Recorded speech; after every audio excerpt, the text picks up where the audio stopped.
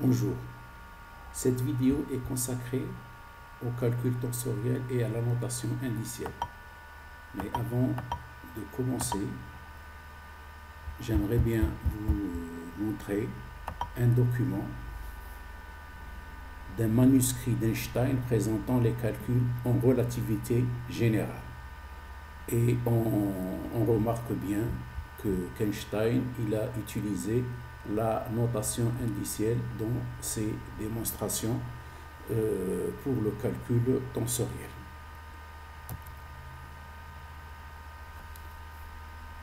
Dans cette vidéo, on s'intéresse particulièrement aux opérateurs linéaires, qui sont le gradient, la divergence, le laplacien et le rotationnel. Pour compléter toutes les opérations qu'on peut effectuer sur les tenseurs, donc on va commencer d'abord par le produit tensoriel de deux vecteurs. Ensuite, on va définir l'opération générale qui nous permettra de calculer le gradient, la divergence, le laplacien et le rotationnel par le biais de l'opérateur Nabla. On verra par la suite les différents opérateurs qui sont le gradient, la divergence, le rotationnel et le laplacien. Et on terminera cette vidéo par des exemples ou des applications.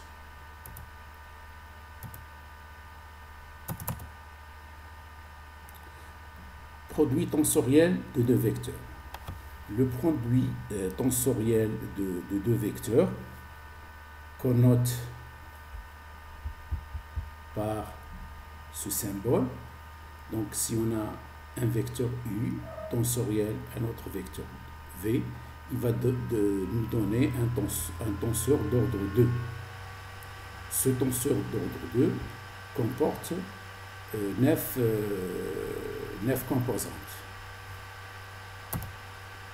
Donc, si on suppose que T est le produit tensoriel de U par V, donc le tenseur T sera défini par les composantes T et J, qui sont définies aussi par le produit tensoriel de la base qui représente ce tenseur, EI, EJ.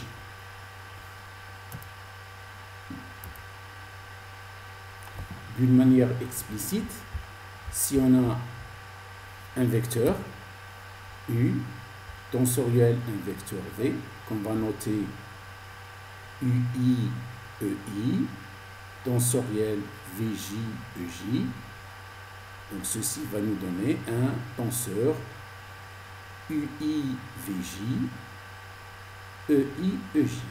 Donc EI, EI, EJ nous montre toutes les combinaisons possibles. Donc I prend la valeur 1, 2, 3, J prend la valeur 1, 2, 3. Donc nous avons 9 combinaisons possibles qui sont les 9 composantes d'une matrice 3 x 3. Donc ce produit tensoriel, il comporte 3 lignes, 3 colonnes. La première ligne est composée par le produit de la première composante du vecteur U, c'est-à-dire U1, qu'on multiplie respectivement par V1, première composante sur la première ligne, ensuite par V2, ensuite par V3. Et on répète ce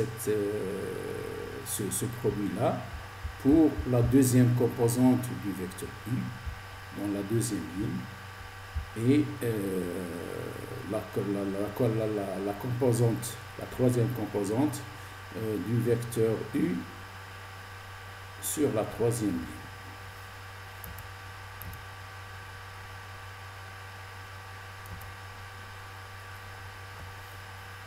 Tous les opérateurs linéaires font appel à un opérateur aux dérivées partielles qu'on appelle Nabla.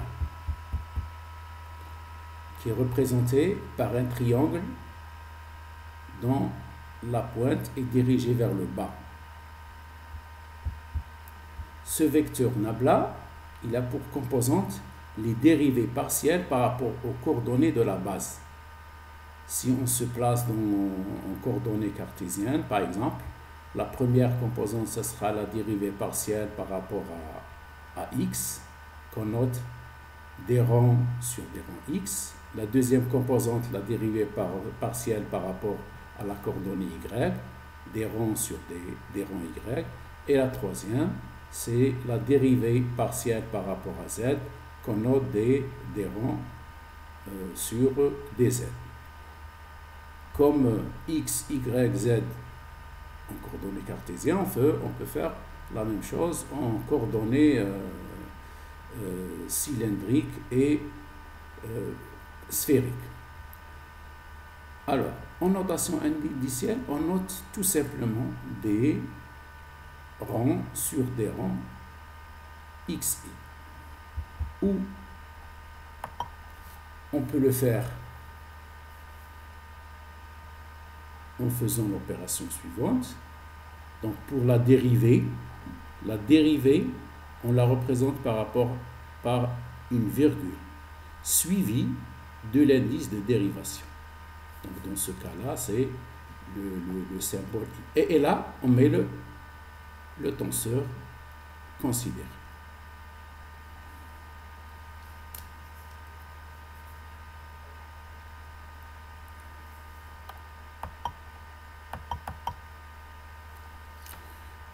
L'opérateur nabla peut être représenté en coordonnées cartésiennes par cette expression, en coordonnées cylindriques r, θ, z par cette expression-là, et en coordonnées sphériques par cette expression.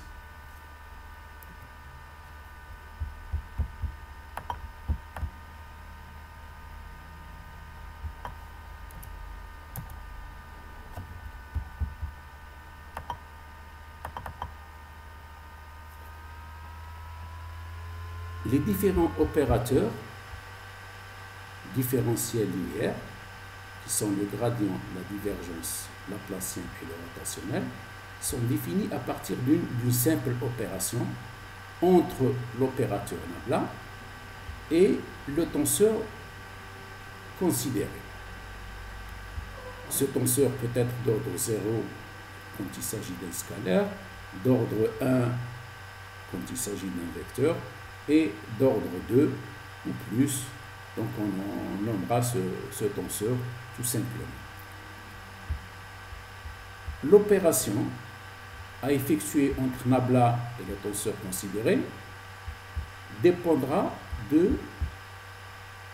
l'opérateur qu'on doit définir. Cette opération peut être un produit tensoriel, un produit contracté, et dans le cas particulier de vecteur produit scalaire ou d'un produit vectoriel. Seulement, il faut faire attention quand on fait ce type d'opération, il faut faire attention à l'utilisation des expressions de nabla dans les systèmes de coordonnées autres que cartésiennes. Et il faut rester vigilant. Pourquoi? Parce que en coordonnées sphériques et cylindriques, les vecteurs unitaires ne sont pas constants. Ce n'est pas le cas, par exemple, dans les coordonnées cartésiennes où les vecteurs unitaires sont constants. Donc, on doit faire attention quand on fait des opérations de dérivation.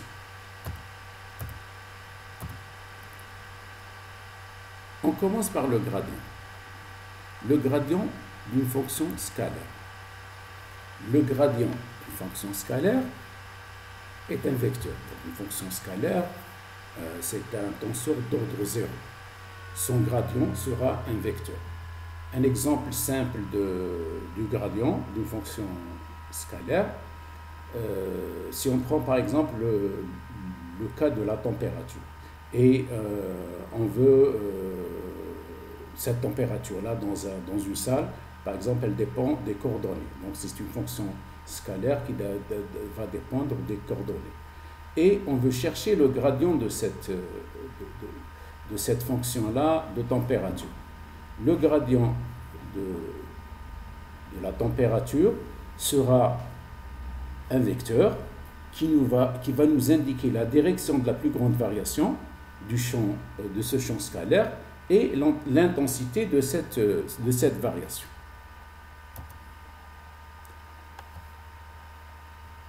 En notation indicielle, donc si on a une fonction scalaire phi, donc ce sera là d rang phi sur d rang xi, qu'on note phi virgule i.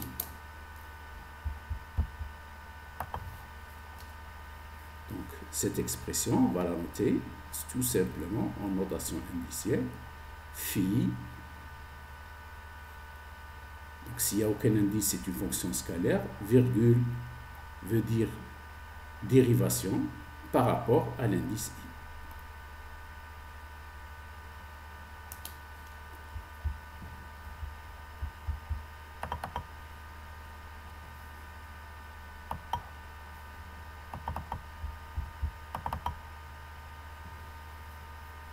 Comme vous le voyez affiché, le gradient d'une fonction f, qu'on note grade f, où on met nabla f. Nabla, entre nabla et f, il n'y a rien, c'est-à-dire il n'y a ni point ni rien du tout. On comprend qu'il s'agit d'une fonction scalaire. Donc nabla f ou grade f. En coordonnées cartésiennes, elle s'exprime en fonction de uz, uy, uz, la base cartésienne. Là-bas, en coordonnées cylindriques, UR, Uθ, UZ, c'est la base en coordonnées cylindriques. Et la même chose en coordonnées sphériques, UR, Uθ et Uφ.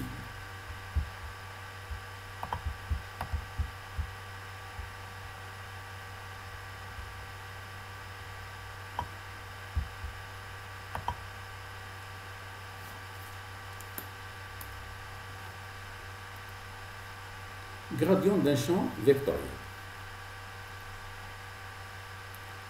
Le gradient d'un champ vectoriel, un vecteur est un tenseur d'ordre 1, donc on va élever son ordre d'une valeur égale à 1, c'est-à-dire le gradient d'un vecteur c'est un tenseur d'ordre 2. Qu'on note gradient, donc le nabla, on met deux barres au-dessus de nabla, ça veut dire qu'il est d'ordre 2, nabla d'un vecteur V, qui est défini par un produit tensoriel entre nabla et V. Donc nabla V va donner une matrice, et la transposée de cette matrice, c'est la matrice du gradient de V. Qu'on note dérivée des rangs Vj sur des rangs Xi, on voit bien qu'il y a deux indices libres, ou tout simplement V, J, virgule I.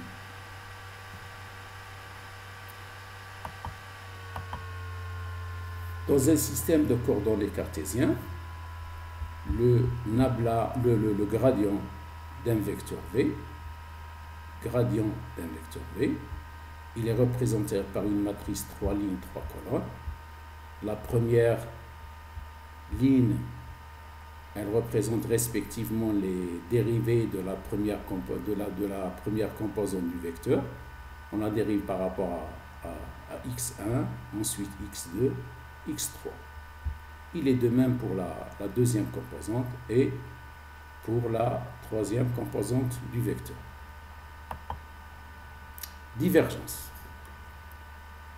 La divergence s'applique à un champ de tenseur n et le transforme en un champ de tenseur n-1. C'est le contraire par rapport au gradient.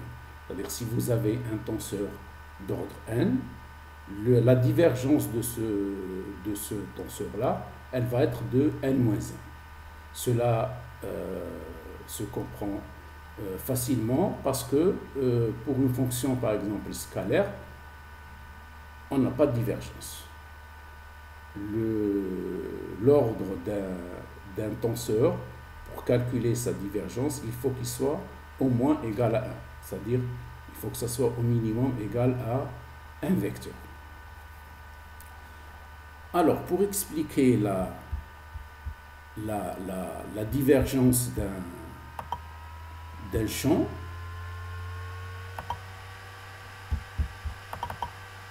physiquement, par exemple, on prend deux cas.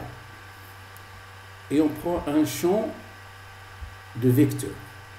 On a ce premier cas, où on a un champ de vecteurs qui sont représentés par des cercles concentriques. Si on considère un élément de volume entre ces deux lignes de champ, vous voyez que ça tourne autour,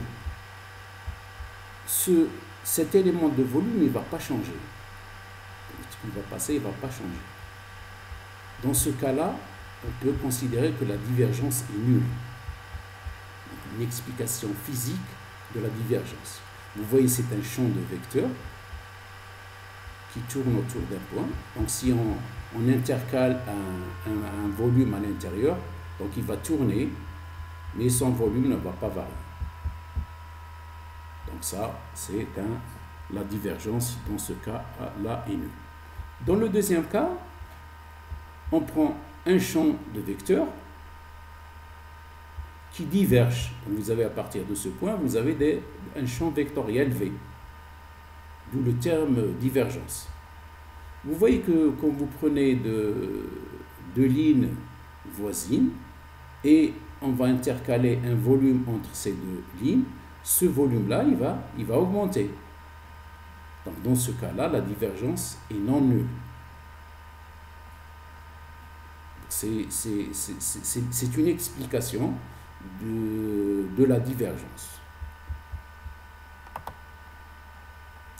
Donc, cette divergence est donnée par un produit scalaire entre nabla et V. Donc, nabla V, scalaire V, donne la divergence du vecteur V. Et qu'on note en notation indiciaire, donc on met d rond VI sur dxi. Pourquoi? Parce que c'est un produit scalaire. Donc si je fais ici le produit de nabla et de V, ils doivent avoir le même indice.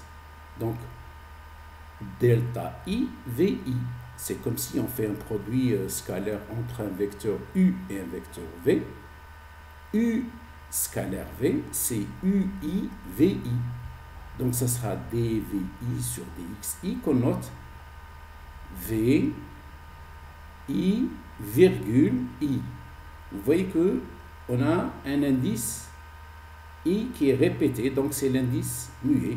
Donc ça, c'est un scalaire.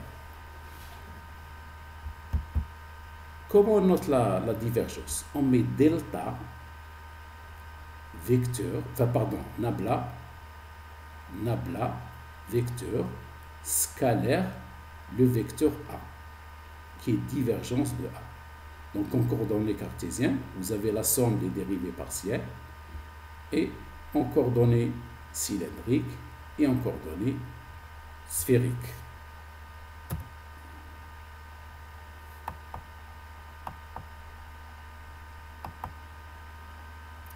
Divergence d'un tenseur d'ordre 2. La divergence d'un tenseur 2 est un vecteur.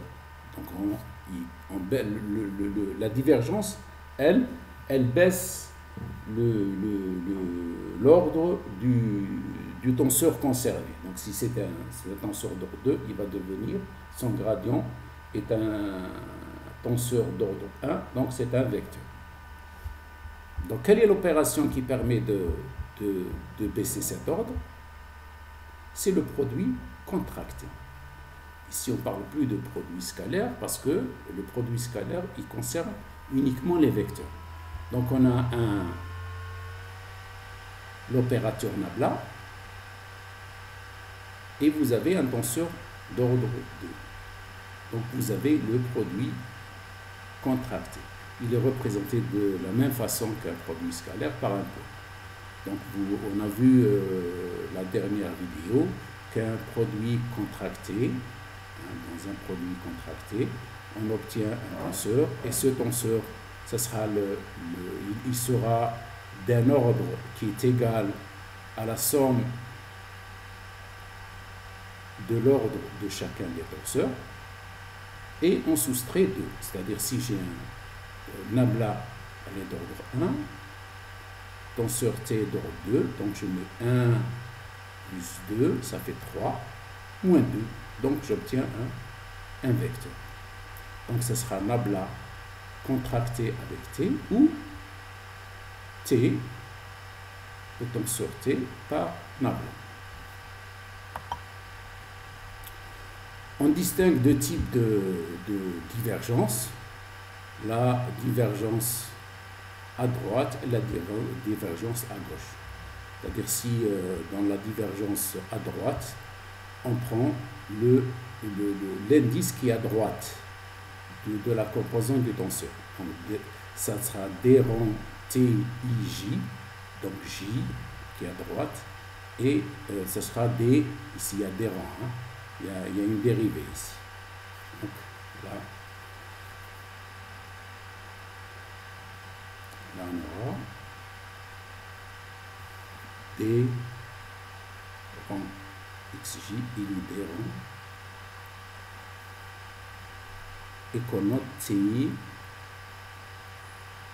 I, virgule, IJ, virgule, J. C'est-à-dire on dérive par rapport à J. À gauche, on prend l'indice qui est à gauche. Ici, il y a le I qui est à gauche et on dérive la dérivée partielle par rapport à cette composante. Vous voyez bien que on aura un vecteur. Donc là, il consiste à quoi? Par exemple, vous prenez la première ligne du tenseur T et vous dérivez par rapport à l'indice qui est situé à droite. Par exemple, si j'ai dans la première ligne, j'ai T11, T12, T13. Donc je prends T11,1 plus T12,2 plus T13,3.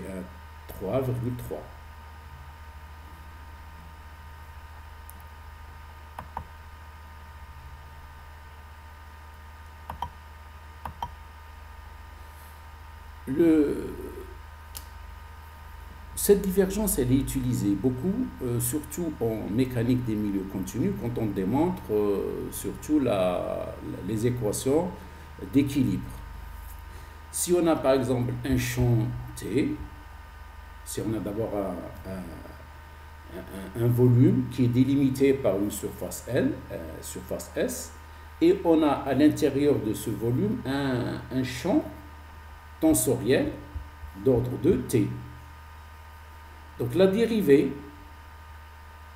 de la divergence de ce tenseur sur tout le volume, elle sera égale, plutôt l'intégrale de la divergence de ce tenseur dans tout le volume, ce sera l'intégrale sur la surface de ce tenseur qu'on projette sur N. Donc ceci nous indique le flux quand ce champ tensoriel il va traverser la surface qui délimite le volume.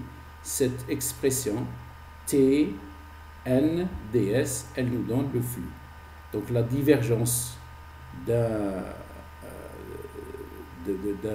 champ de vecteur, plutôt de tenseur d'ordre 2 à l'intérieur d'un volume est égale au flux de ce champ quand il va traverser la surface. Et on va se servir de ce type de théorème pour démontrer les équations d'équilibre.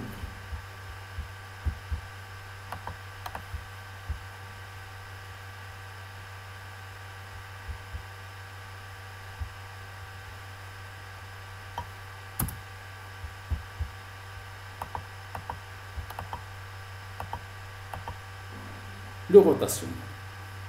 Rotationnel d'un champ de vecteurs.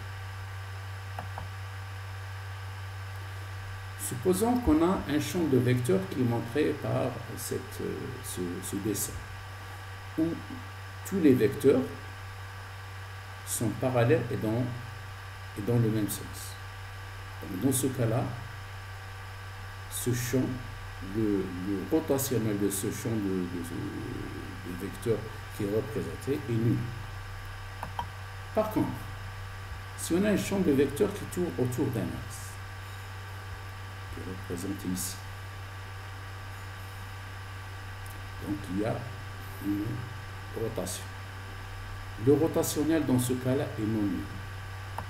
Donc, le rotationnel d'un vecteur, d'abord c'est un vecteur, il est lié aux propriétés de rotation du champ de vecteurs. Et il est défini aussi par le produit vectoriel entre nabla et v. Donc si vous vous rappelez la dernière vidéo,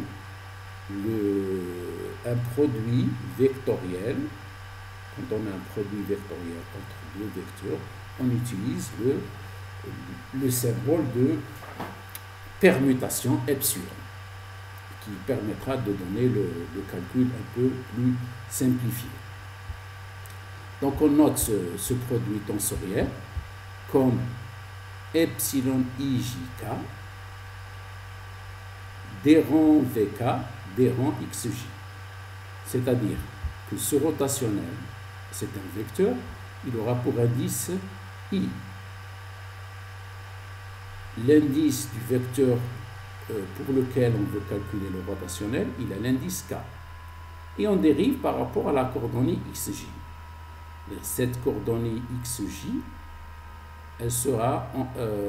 son indice sera disposé entre l'indice du vecteur rotationnel et l'indice du vecteur. Et qu'on représente epsilon ijk v k virgule j. Donc l'exemple simple en mécanique des fluides, le rotationnel peut être interprété comme l'axe d'un tourbillon d'un champ vectoriel représentant la vitesse du liquide. Donc si vous avez un liquide, il y a un champ de vitesse auquel est soumis ce liquide-là. Le rotationnel, il va indiquer l'axe de ce tourbillon.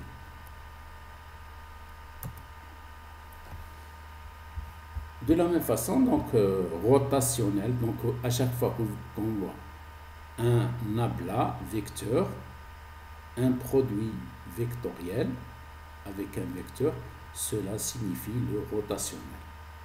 Le rotationnel de A, le rotationnel du vecteur A, en coordonnées cartésiennes, en coordonnées cylindriques et en coordonnées sphériques.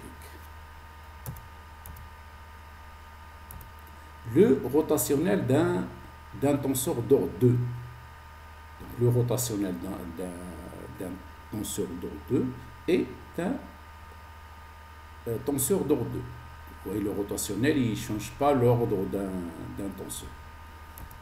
Et il peut s'obtenir de deux façons, soit par les vecteurs lignes, qu'on désigne par rot droit de t, soit par les vecteurs colonnes.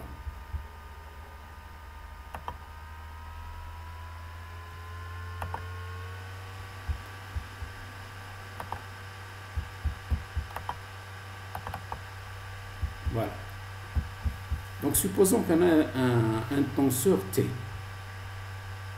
qui est représenté par cette matrice T1, T1, T12, T13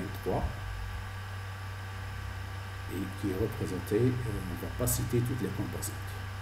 Et on va chercher son rotationnel, soit rotationnel à droite T, qu'on va nommer R11, R12, R13, R21, et ainsi de suite. Vous avez toutes les composantes de ce tenseur rotationnel. Donc ce tenseur rotationnel R, indice LK, il sera donné en fonction de l'indice de permutation epsilon et en fonction des composantes du tenseur T. Comment on peut le calculer? Donc si je prends le rotationnel à droite, donc si LK, pourquoi on dit à droite? Parce qu'on prend l'indice par exemple L. Ici. Pour T, on prend l'indice L. K, il désigne la ligne, la colonne. Ligne, la ligne. Ensuite, on a la colonne K. Donc, ce sera epsilon K IJ d rang TLJ dXI. La même chose. La dérivation se fait par rapport à l'indice de epsilon au milieu. Et vous avez K, c'est l'indice qui désigne la colonne du tenseur rotationnel. Et vous avez L, c'est la ligne. Par exemple, je veux calculer la composante R11 en fonction des composantes. On va prendre que la ligne. Que la ligne, d'accord? T11, donc T11, on ne prend pas, pour R11, on prend les deux autres composantes, mais pas la composante qui est située à la même, qui a le même indice et les mêmes indices, que ce soit pour la ligne et pour la colonne. Donc, R11, ça sera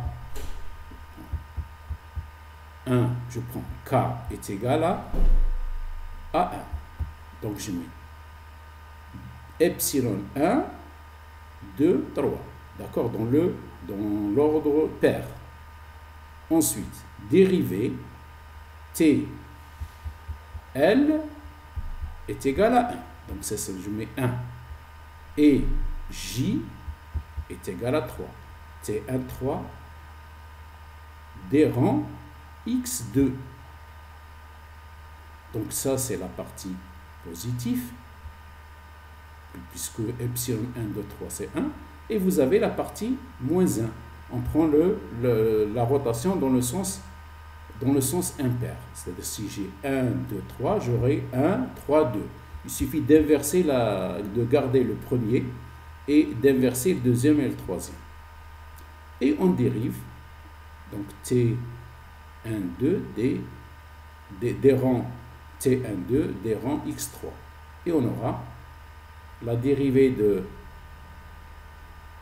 des rangs T1, 3, des rangs X2, moins des rangs T1, 2, des rangs X3. Cela veut dire quoi? Si je calcule la composante R1, il faut que je prenne les deux autres composantes. D'accord? La deuxième composante, je la dérive par rapport à 3, et la troisième, je la dérive par rapport à 2. Et on fait une rotation à chaque fois. Par exemple, si je veux déterminer R22, ici, qu'est-ce qu'on prend? On prend T de 1, que je dérive par rapport à quoi? Par rapport à 3.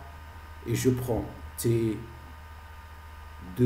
3, que je dérive par rapport à 1. C'est ça la signification du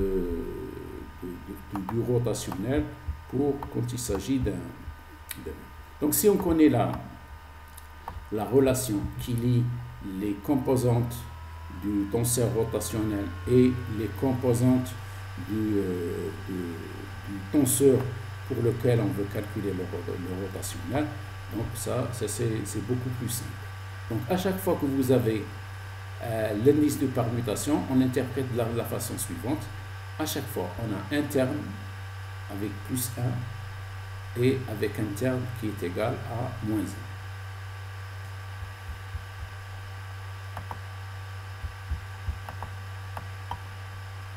Le Laplacien. Le Laplacien d'un scalaire. Le Laplacien d'une fonction scalaire mesure la différence entre la valeur de la fonction en un point et sa moyenne autour de ce point. Donc, si vous avez dans un point donné, et vous avez au voisinage de ce point un ensemble de points. On calcule d'abord la moyenne de la personne. Qu'est-ce qu'il donne comme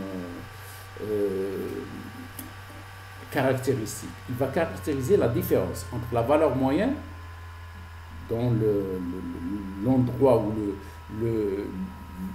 la particule pour laquelle vous voulez calculer et la valeur de cette fonction pour cette particule.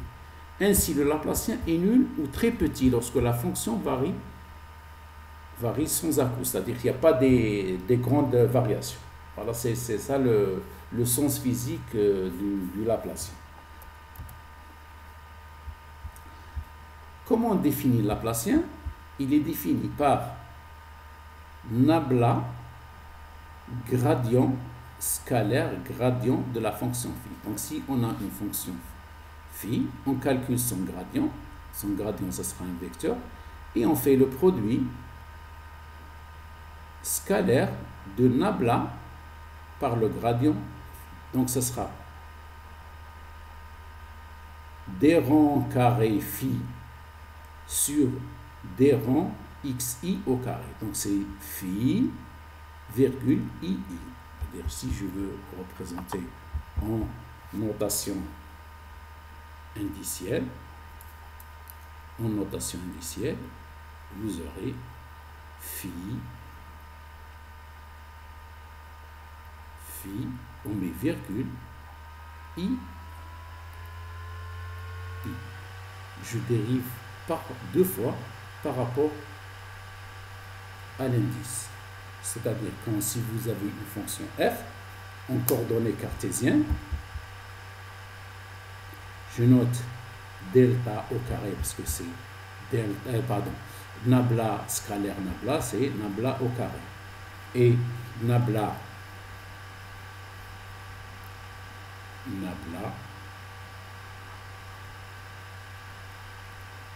scalaire nabla. On le définit par delta de Laplacien. De Laplacien, généralement, on met delta. Ça, c'est delta, ça, c'est nabla. On met nabla au carré. Donc, vous prenez cette fonction et vous calculez sa dérivée seconde par rapport aux coordonnées. Et en somme, c'est dérivées partielles. La même chose, ça c'est l'expression en coordonnées cartésiennes. Vous avez la même chose pour coordonnées cylindriques et sphériques.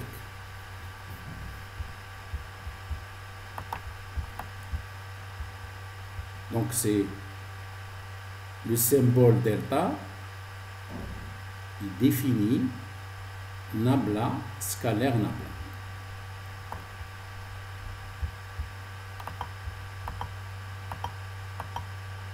Laplacien d'un champ vectoriel.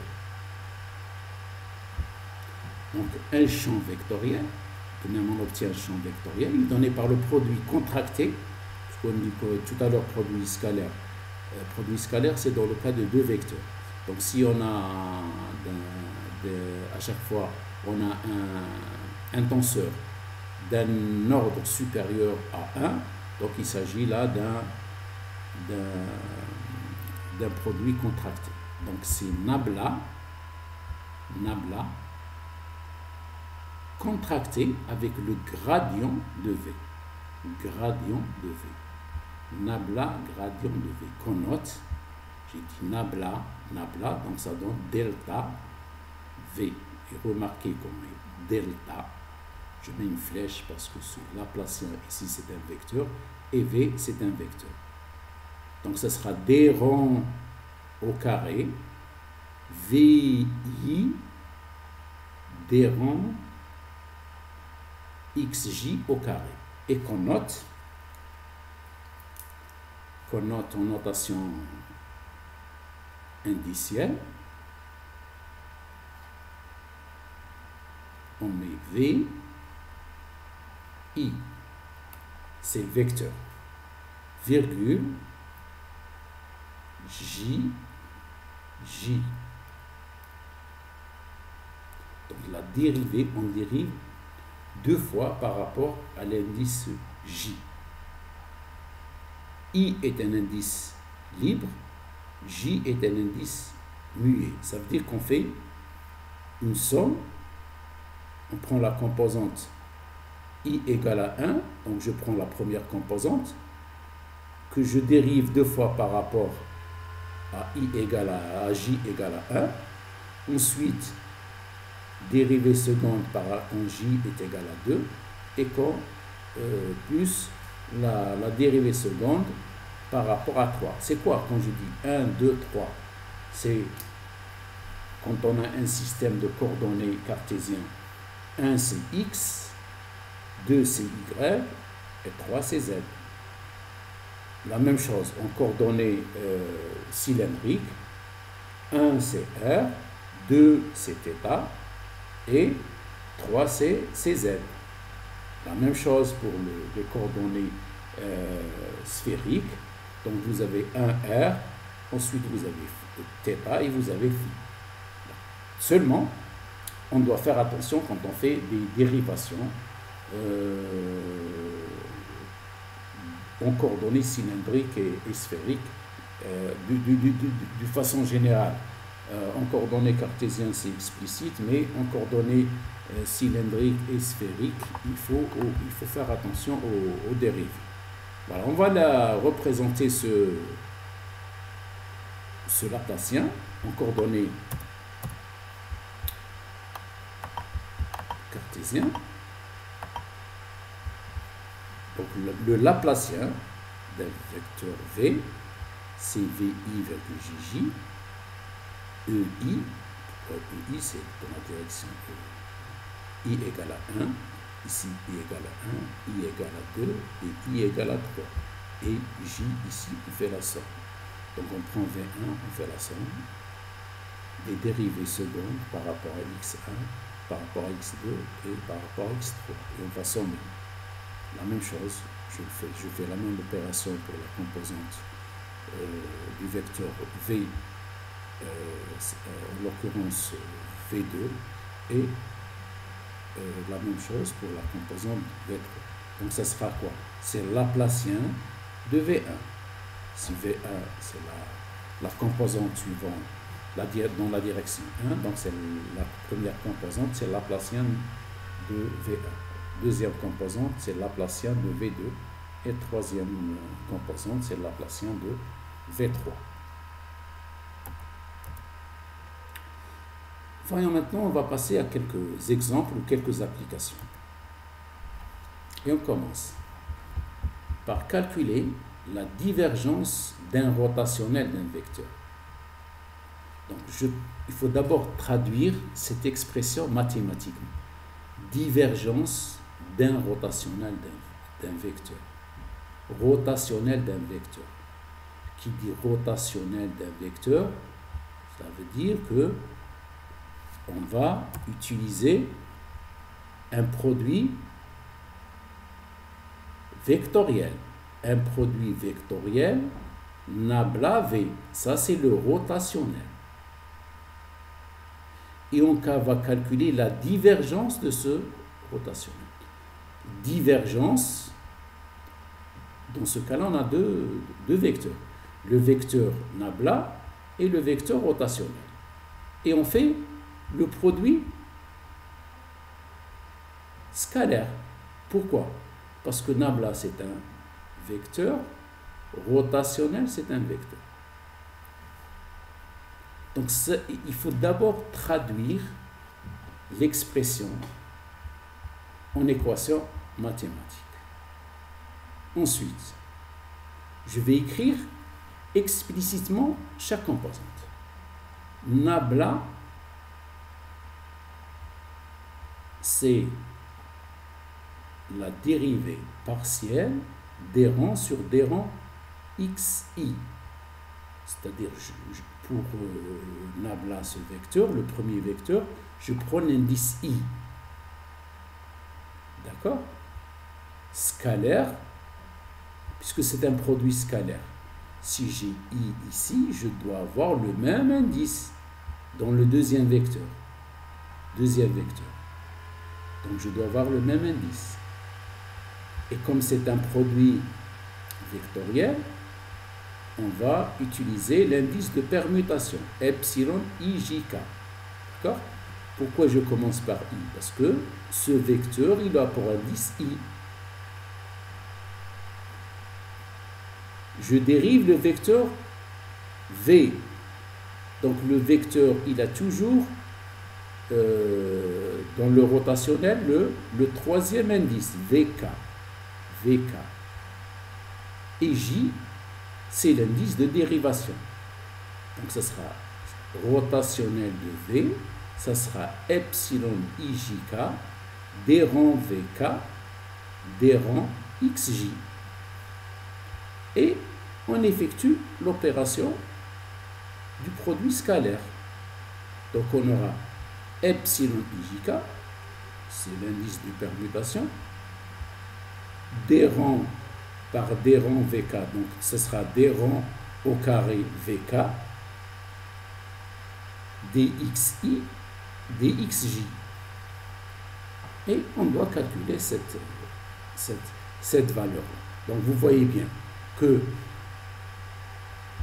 qu'est-ce qu'on obtient ici? Vous avez un vecteur avec un vecteur. Et c'est un produit scalaire. Donc on obtient un scalaire. Si on obtient un scalaire, donc on doit avoir aucun indice libre, que des indices muets. On va voir cette application. Vous voyez que je prends l'expression ijk, d rang carré vk, dxi, dxj, et je vais développer cette expression. Sachant que ijk, c'est l'indice de permutation. Il prend la valeur 1 en rotation paire et moins 1 en rotation impaire, ou on appelle direct, paire, indirect, impaire. On commence 1, 2, 3. Donc k est égal à 3, donc ce sera d rang carré v3, d rang carré d rang x1, d rang x2. Ça c'est la rotation paire. Je vais prendre l'impaire. 1, 2, 3. L'impaire c'est 1, 3, 2. À chaque fois, si je garde 1, les deux autres seront inversés. Tout simplement, rotation paire. Donc à chaque fois, 1, 2, 3. Rotation paire, ça c'est positif. Rotation impaire, c'est dans l'autre sens. 1, 2, 3.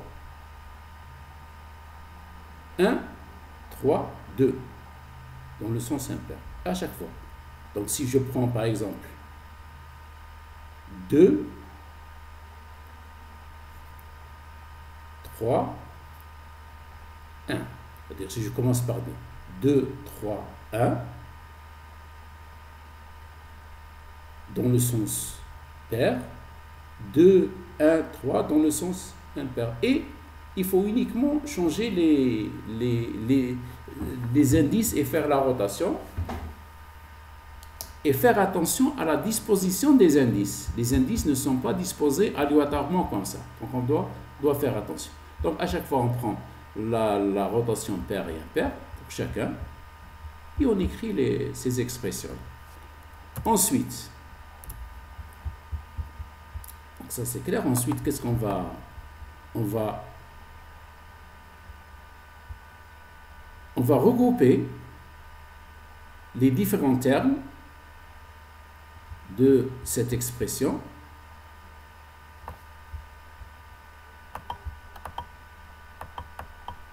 Voilà. On va regrouper les différents termes. Là j'ai 1, ça c'est moins 1. Donc je vais regrouper.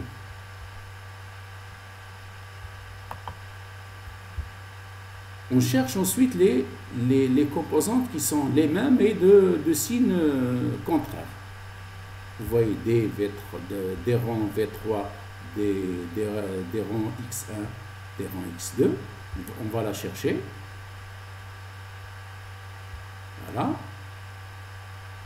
Cette composante, je vais la ramener avec la même. Et on fait la même chose.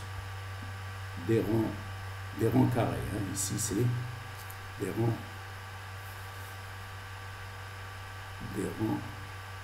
carrés.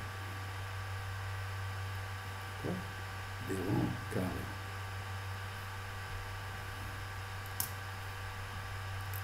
Vous voyez que cette somme-là, elle est égale à 0. Cette somme est égale à 0.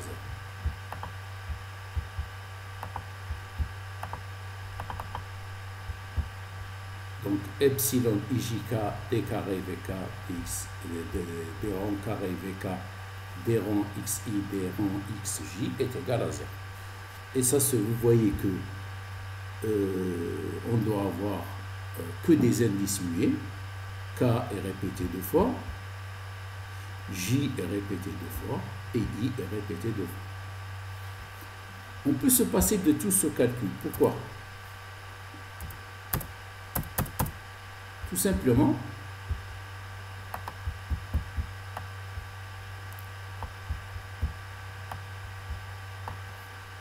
parce que quand j'écris epsilon,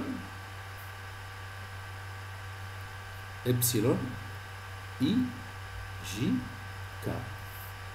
I, J, K. IJK, c'est dans le sens pair. IJK. Alors, si on veut aller dans le sens opposé, IJK, je garde le cas. Ce sera epsilon, J, K, I. J, K, J, I, K. J dans le sens opposé. J, I, K. J, I, K. Donc ça c'est égal à 1. Et ça c'est égal à moins 1. La dérivée, le dérang VK, c'est toujours le même pour les deux expressions. La dérivée, c'est toujours par rapport à XI et XJ. Donc vous avez ce terme que multiplie 1 plus ce terme que multiplie moins 1. C'est égal à 0. Donc la divergence d'un rotationnel d'un vecteur est nulle. La divergence du rotationnel est toujours nulle.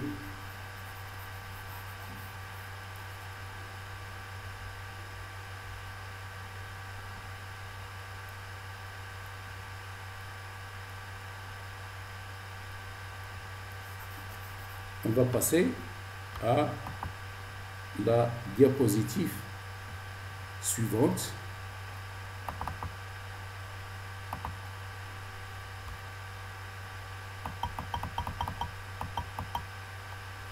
Donc, dans cette diapositive, on doit déterminer le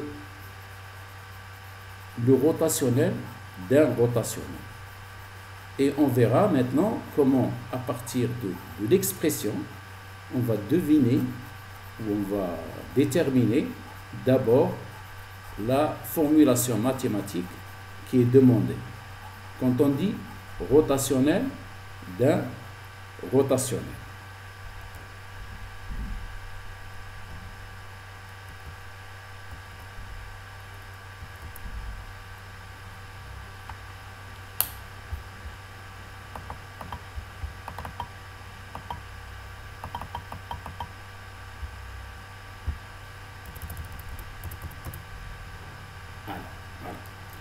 C'est cette diapositive que je cherchais.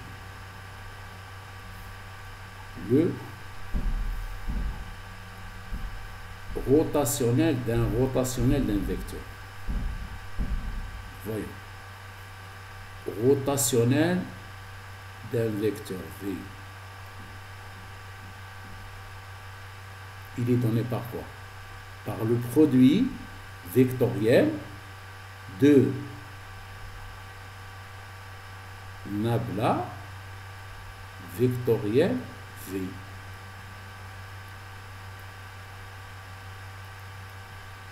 D'accord? Ce rotationnel, je vais chercher son rotationnel. Ce rotationnel, je vais chercher son rotationnel.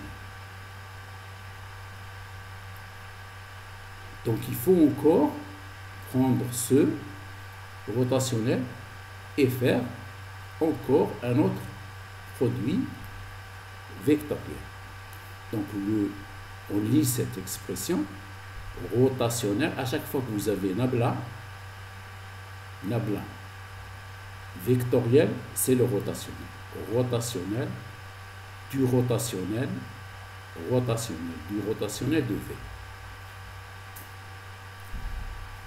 Le plus important, c'est de bien disposer les indices afin de trouver la bonne formulation. Donc ici, j'ai deux produits vectoriels. Donc si j'ai deux produits vectoriels, donc on aura 2 epsilon. Voyons. On va prendre le premier vecteur, nabla. Ensuite, le deuxième vecteur qui sera nabla vectoriel V.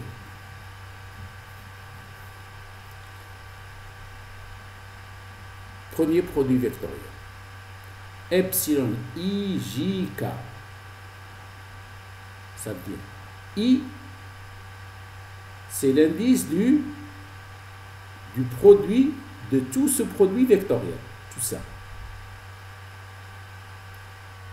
Tout ce produit.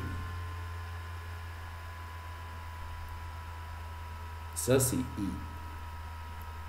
J, c'est l'indice du premier nabla. Et K, c'est l'indice de ce vecteur. Nabla V, K.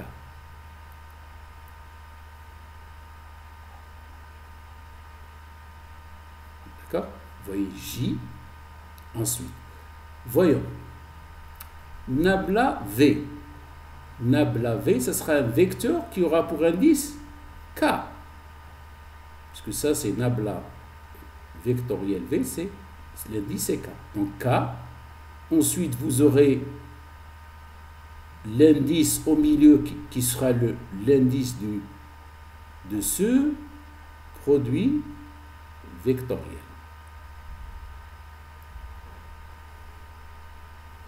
K, le produit de nabla, le deuxième nabla. Vous l'aurez pour indice L. K, c'est le vecteur, le deuxième vecteur nabla V, et M, ce sera l'indice du vecteur M. Ensuite, on met nabla, D rond VM sur DXL. Et on aura ce produit à faire. Donc, je vais représenter ça, tout ce que je viens d'expliquer, je vais le représenter d'une manière schématique dans la diapositive qui va suivre.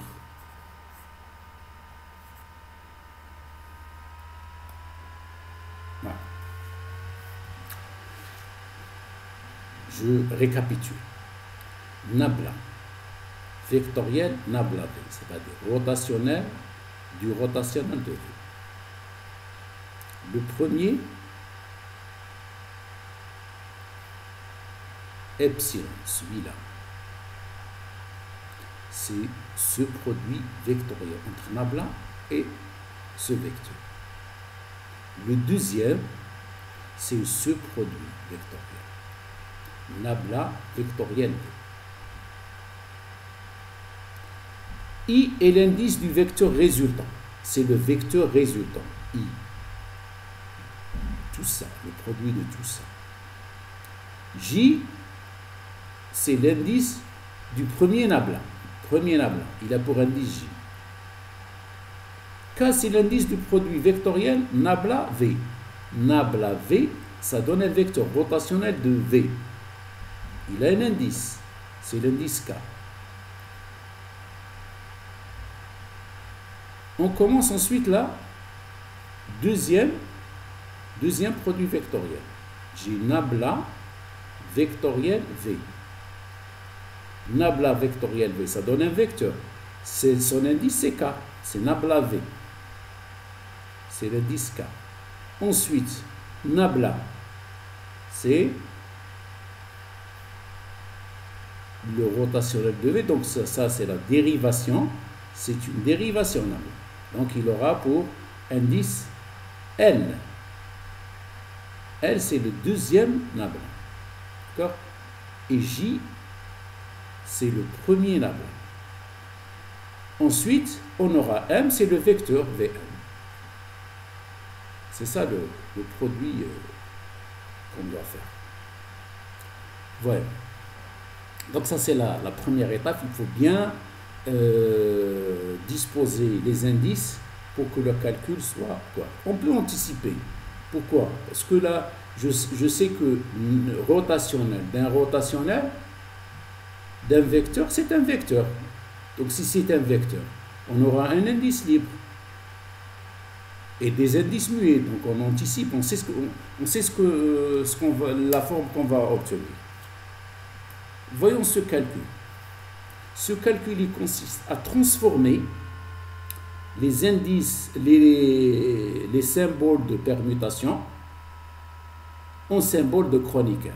Parce on sait faire les opérations sur les indices de Kronecker, donc c'est plus facile. Sauf que, on sait une chose, les epsilon, ils prennent 1, moins 1 et 0. Mais les indices de Kronecker, ils prennent 1 ou 0. Il n'y a pas moins 1. Donc, là aussi, on doit faire D'abord, on va revenir sur l'expression. Ensuite, on va voir tous les cas qui sont possibles.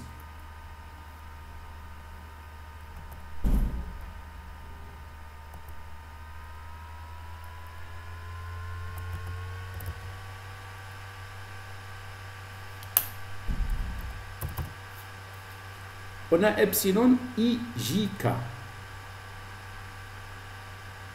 Il y a deux epsilon. Et l'epsilon, L, M, K.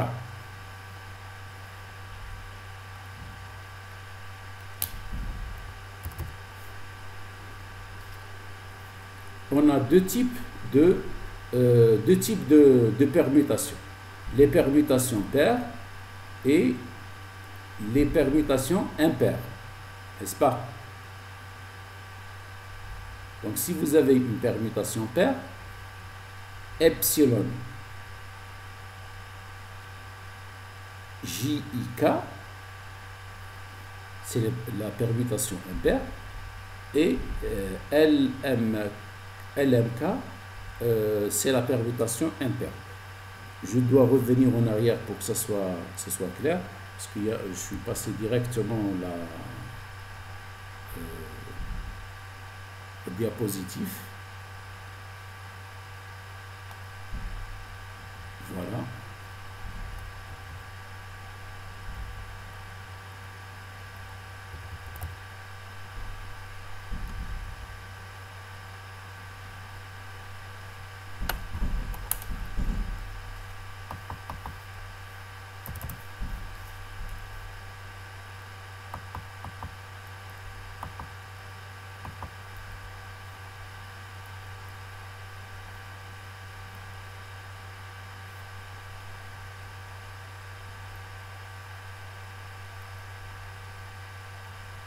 On va s'en sortir.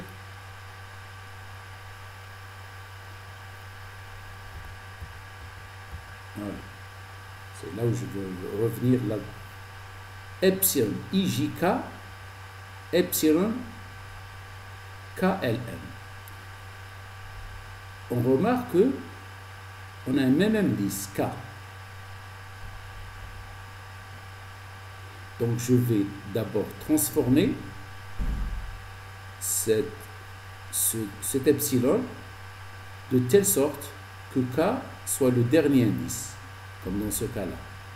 Donc j'aurai KLM, si je garde, donc je veux le laisser en dernier.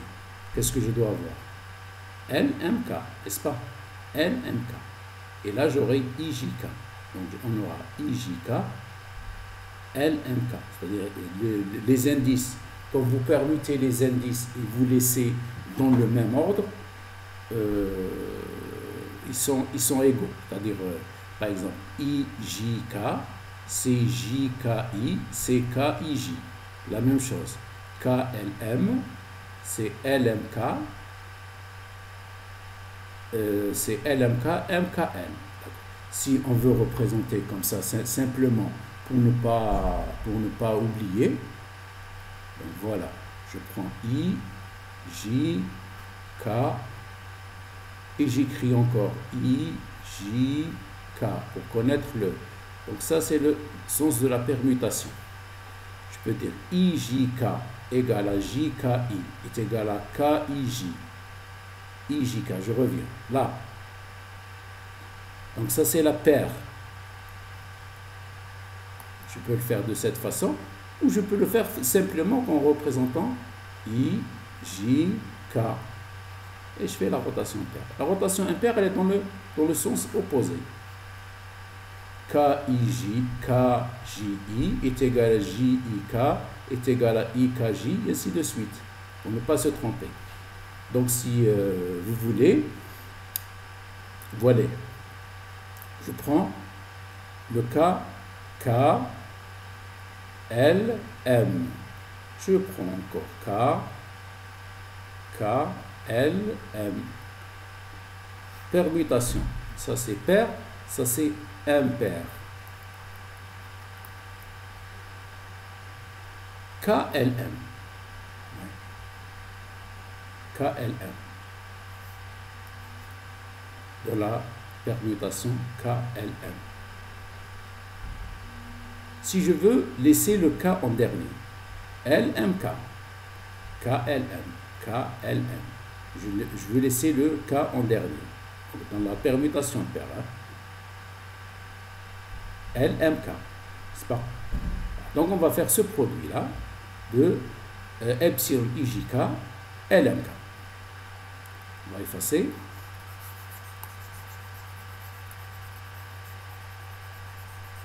Donc les permutations paires ou impaires, vous pouvez le retrouver soit en faisant des cercles, soit en faisant des segments de droite dans un sens et dans le sens opposé.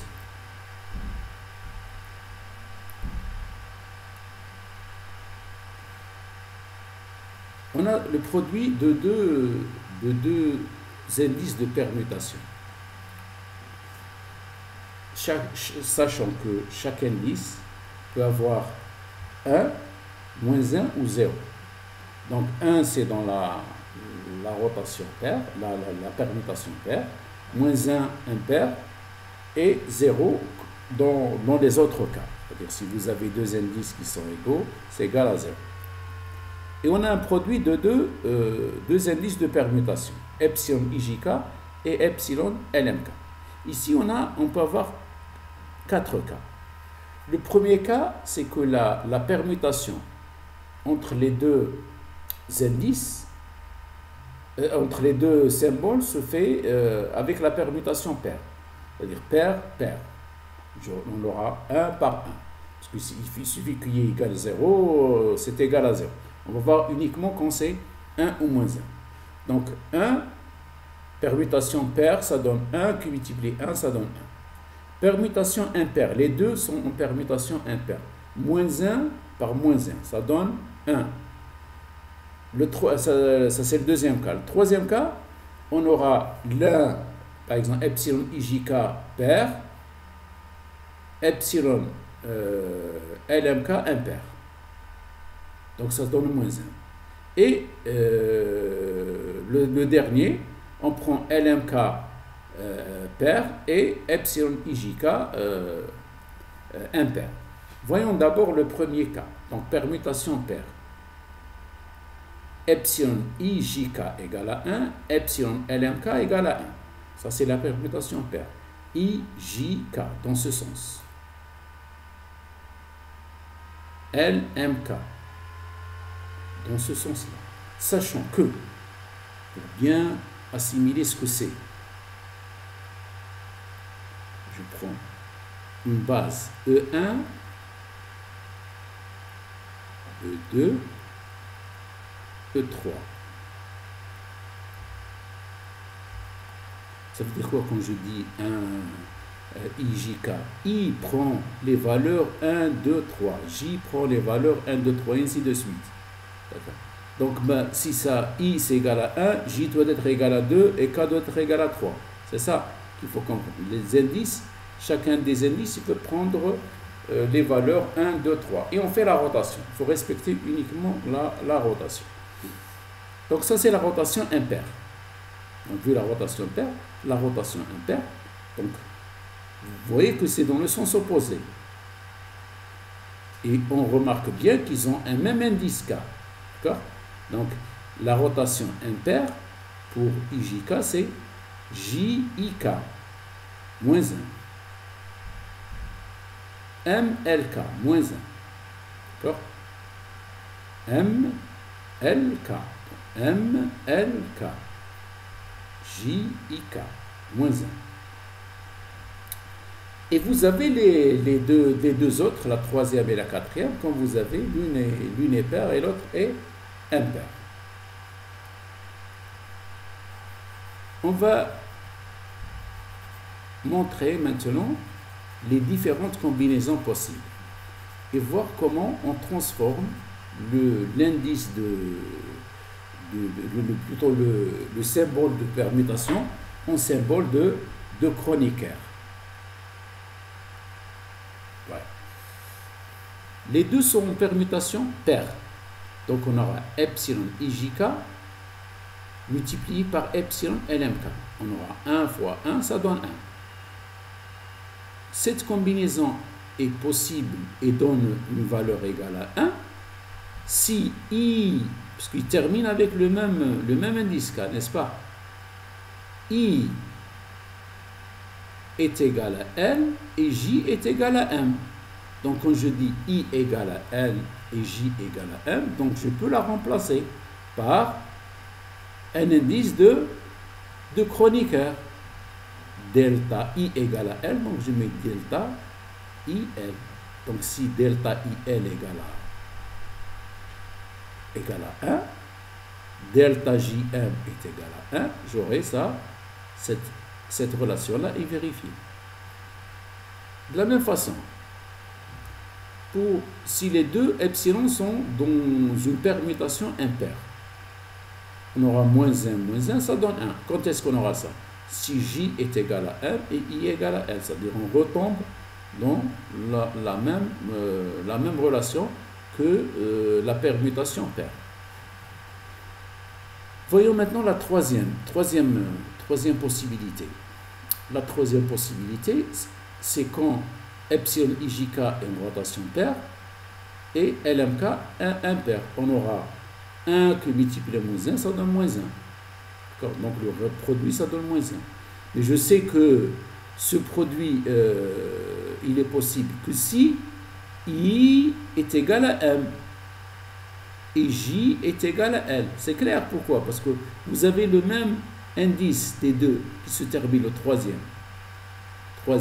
Si par exemple K est égal à 3, si K est égal à 3, si K est égal à 3, je suis obligé d'avoir 1, 2, 3. 1, 2, 3. D'accord? Donc, I est égal à M et J est égal à M. Ça se traduit comment? Par des produits d'indices de Kronecker. Mais le produit des indices de Kronecker, il donne 1, il ne donne pas moins 1. Donc on met le moins. On conteste que cette possibilité. Si I est égal à M, donc delta IM, J est égal à L, c'est delta JL. Donc ce sera moins delta IM, delta JL. Donc on a transformé l'indice de permutation en indice de Kronecker. Quatrième et dernière possibilité, c'est qu'on l'a epsilon IJK impair, epsilon LMK pair. Et on aura le même résultat, moins 1. Ça aussi, c'est possible quand J est égal à M et I est égal à M. Donc, on arrive au même résultat que dans le troisième cas. Donc, le produit epsilon IJK, epsilon LMK, il donne delta IL, delta JM, moins delta IM, delta JL. On arrive à cette expression. Donc, on a transformé les indices de permutation en indice de Kronecker. C'est ça qui est remplacé.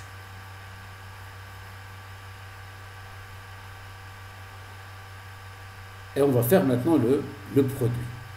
On va faire le produit, ce produit, et ce produit. Maintenant, c'est possible. Vous voyez que l'avantage, on transforme toujours les indices de permutation en indices de Kronecker. On peut le faire aussi avec les déterminants, mais j'ai préféré cette méthode pour que vous appreniez à manipuler les deux symboles, l'indice de Kronecker et le symbole de permutation. On va continuer toujours notre démonstration, c'est-à-dire qu'on va faire ce produit-là.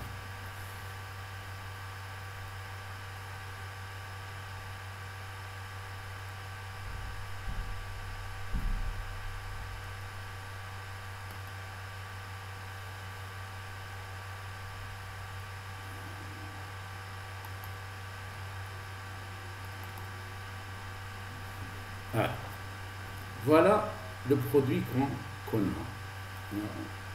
a obtenu. Donc on aura le produit delta IL, delta JM que multiplie des rangs carrés VM sur des rangs XI, des rangs XL. Ça, c'est le premier monon.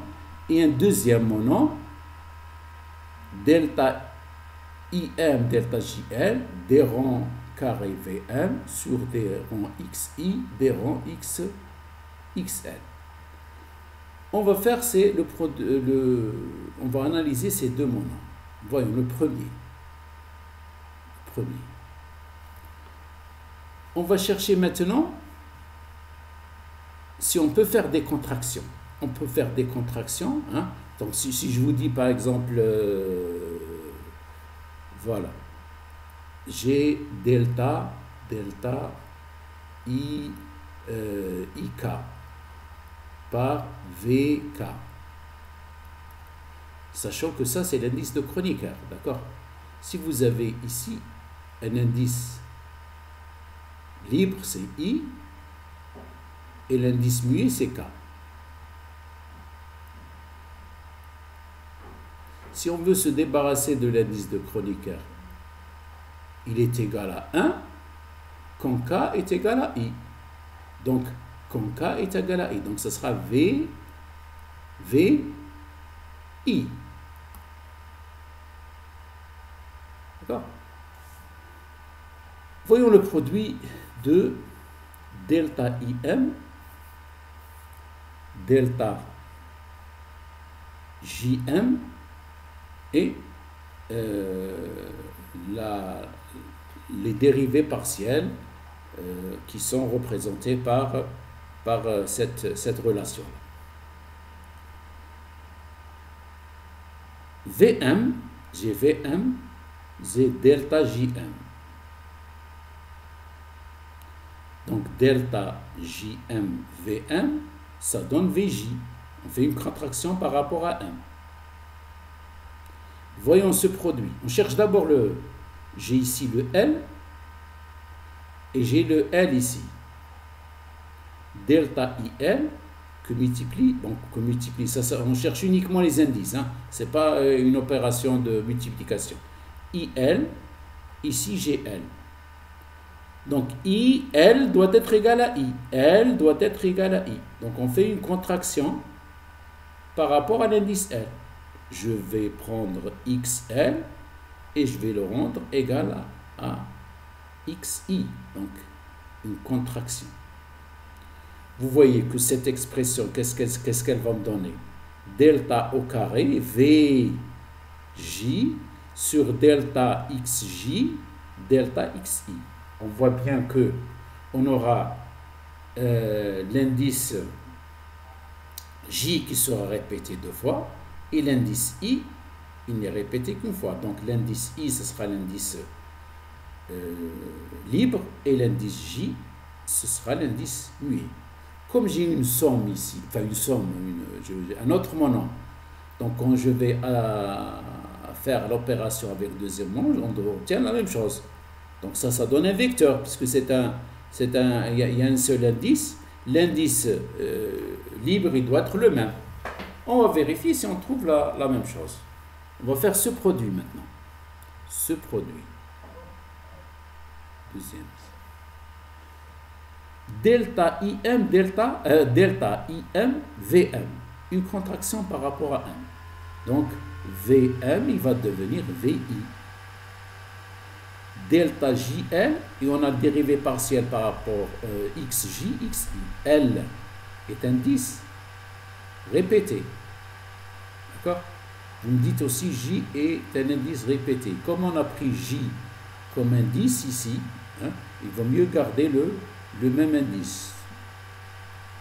Donc je vais mettre L est égal à J et non pas J égale à L. Donc on aura DXJ, DXJ. Donc ce produit, ce sera des rangs carrés VI sur des rangs XJ, des rangs XJ. Voici la démonstration en détail de ce calcul.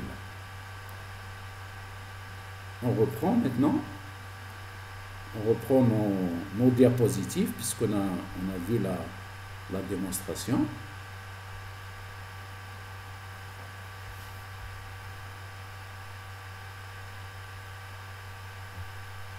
On efface et on reprend notre chemin qui va bientôt se terminer par cette démonstration.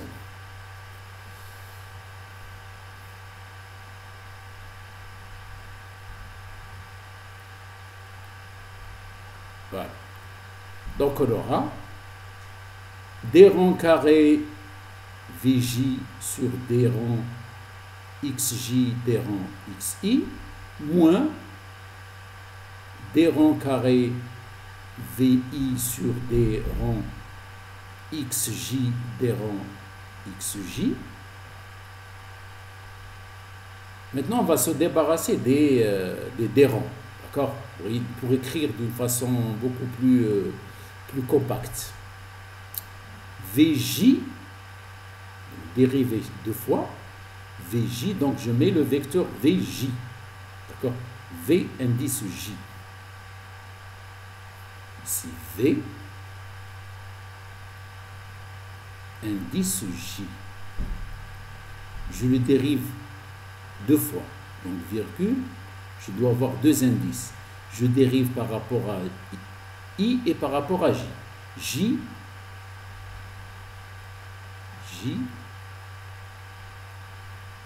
I. D'une manière plus moins, voyons cette expression V I. On dérive deux fois, virgule. Je dérive par d rang xj, d rang xj. Donc j. Vous voyez, et on arrive à cette expression-là. Vous voyez, on doit avoir ici ces deux monomes. Donc ils doivent avoir le même indice libre. L'indice libre, c'est I, ce qui n'est pas répété.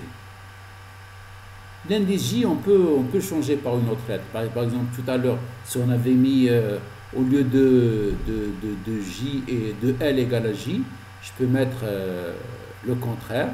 J est égal à L, on va prendre ici de LN. Mais vous savez que les indices muets, on peut les changer par n'importe quelle lettre. Donc, à condition qu'ils ne soient pas en conflit avec d'autres indices dans le mono. VJ, JI. Qu'est-ce que ça représente, ça? C'est quand je dis VJ, J, c'est une divergence d'un vecteur. La divergence d'un vecteur et on fait son gradient.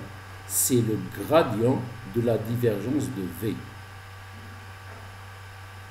VI,JJ, VI,JJ, c'est le Laplacien de V. Donc on vient de démontrer que le rotationnel d'un vecteur est égal au gradient de la divergence de ce vecteur auquel on soustrait le Laplacien de ce vecteur.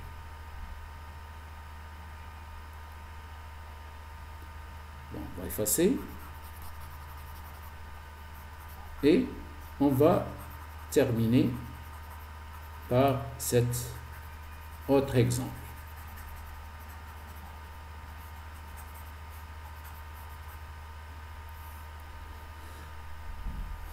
Calcul du rotationnel d'un gradient d'une fonction scalaire. Voyons l'expression, qu'est-ce qu'elle veut? Gradient d'une fonction scalaire, phi. C'est-à-dire j'ai une fonction scalaire, phi. Je dois connaître son gradient. D'accord? Ce gradient, je détermine son rotationnel. Donc, rotationnel d'abord. On va traduire cette expression mathématiquement. Rotationnel. Rotationnel, il fait intervenir nabla vectoriel. Donc, nabla vectoriel. Vectoriel, gradient d'une fonction scalaire. Gradient de phi. Gradient de phi. Puisque c'est un rotationnel, qui dit rotationnel, dit produit vectoriel. Donc vous voyez que, qu'est-ce qu'on a ici? On a un rotationnel d'un vecteur. Un rotationnel d'un vecteur. Rotationnel d'un vecteur, c'est un vecteur. Donc si c'est un vecteur, on aura un seul indice libre.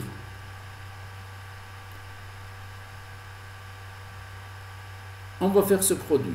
Ce sera epsilon ijk. On ne dispose pas n'importe comment ces indices. Il faut chaque indice, ça signifie quelque chose. On a dit que le rotationnel du gradient de cette fonction, c'est un vecteur. Donc je lui donne l'indice i. L'indice j, c'est l'indice de nabla, dérivation. Et k, ce sera l'indice du gradient de phi. Donc ce sera epsilon ijk d rang dxi. D rang dxi, c'est le nabla par le gradient de la fonction phi. Phi d rang phi d rang xk. D rang phi d rang xk. Donc on aura dérivation à faire. D rang carré phi, parce que ici j'ai des rangs et j'ai des rangs phi.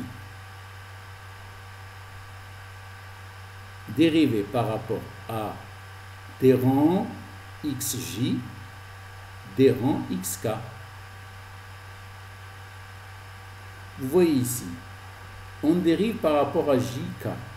À chaque fois quand j'ai epsilon ijk, on aura, ça c'est la permutation paire, j'aurai toujours moins, mais dans le sens impair, jik. La dérivée, toujours par rapport à x et par rapport à k.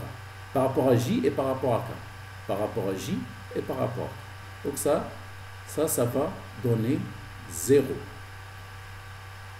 Parce que là, jk, et là, kj. Vous dérivez par rapport à j, ensuite k. Vous dérivez k par rapport à j. Ensuite, vous dérivez par rapport à k, ensuite j. Ça donne, cette expression va donner 0. C'est presque le même exemple qu'on a étudié tout à l'heure. Voici quelques exemples, par exemple, d'utilisation des indices. Vous voyez que ça simplifie beaucoup plus le calcul. La notation indicielle est un peu compliquée qu'on s'initie un peu, mais une fois qu'on l'adopte, ça nous facilite beaucoup les calculs. Voilà, sur ce, je termine cette vidéo en espérant vous revoir dans une prochaine vidéo. Au revoir.